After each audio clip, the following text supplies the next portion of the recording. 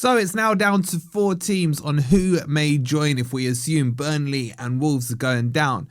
But things aren't looking so rosy in certain camps, and especially when you compare it to Forest camp. Let's get into all the details about this relegation dogfight.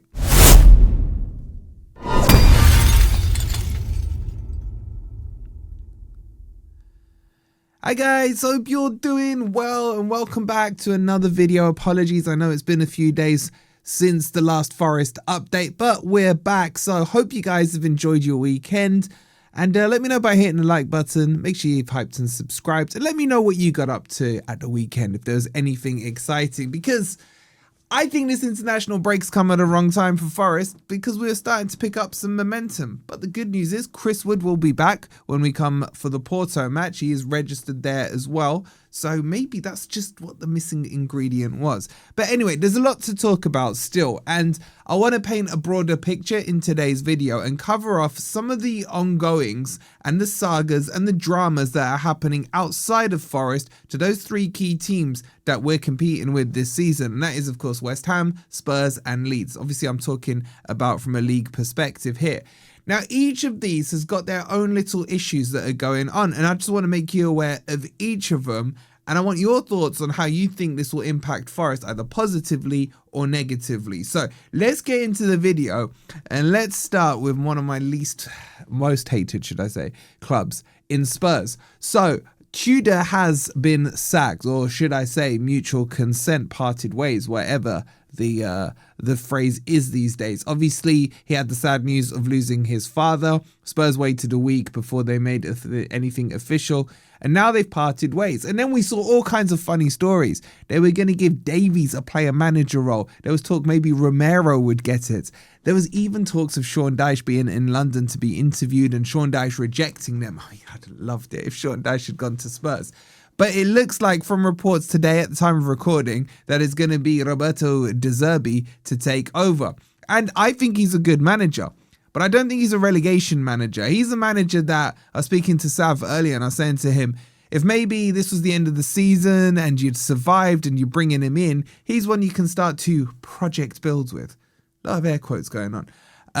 I don't know if he's up for a relegation fight. I don't know if this is a good or a bad thing for Spurs. I think it's going to be a roll of the dice and see what happens. But it's a good thing for Forest because it creates more uncertainty with Spurs. Let's keep it nice and simple. We have to just match Spurs for the rest of the season. And we have a 2-point buffer on it. Now, they've got the slightly better goal difference. We did a good job of chunking that the other week. So as long as we match Spurs, then we're 100% safe. And you can say that same about West Ham, which we'll talk about in a minute.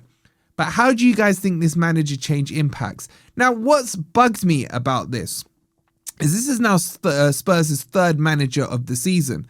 When Forest went to their 3rd manager after Ange Postecoglou got sacked, the whole media circus was lit up. Oh my God, what's going on at Forest? 3 managers in a season. This is ridiculous. And then obviously we went and did 4th and the whole same thing happened. There's been nothing about this at Spurs.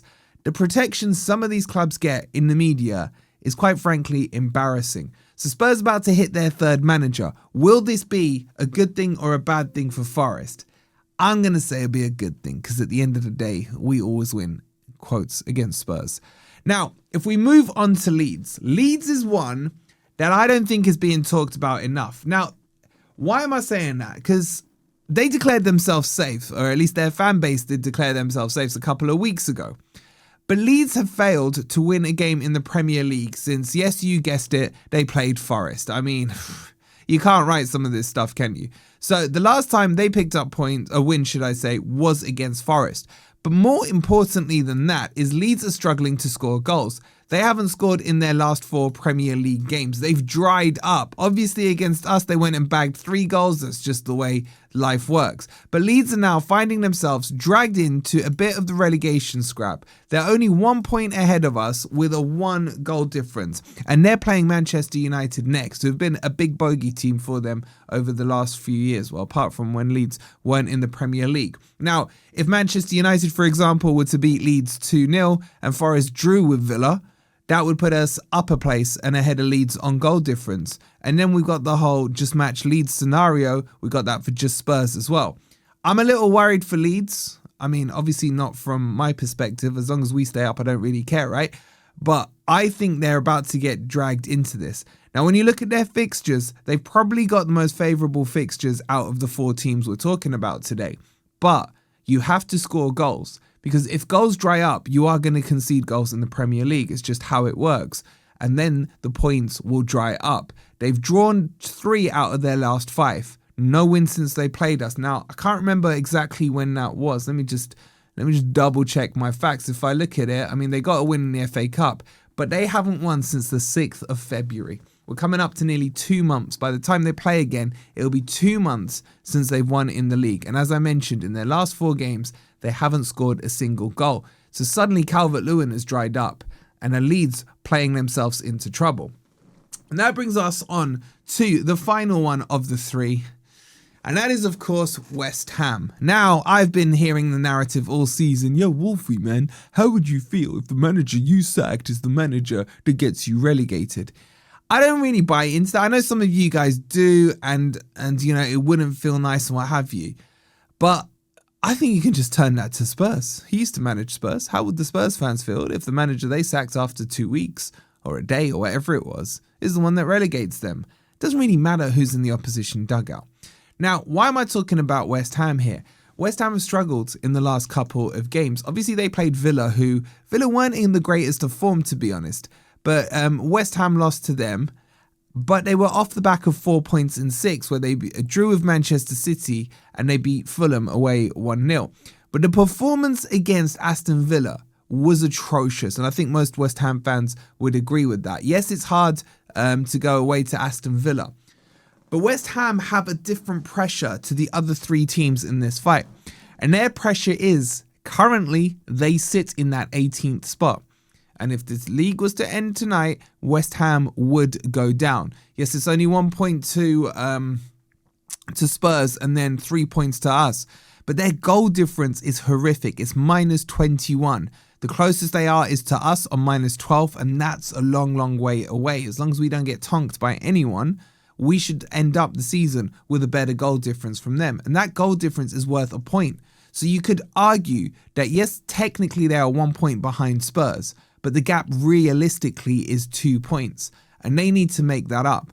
Now, West Ham on paper apparently have the hardest run-in of any of the teams. They need to get themselves out of the relegation zone. They've got a game against Wolves coming up, which is the Friday when football starts back in the Premier League. So that's a huge opportunity for them. If they win that game, they will put Spurs into the bottom 3 before Spurs even kick a ball against Sunderland.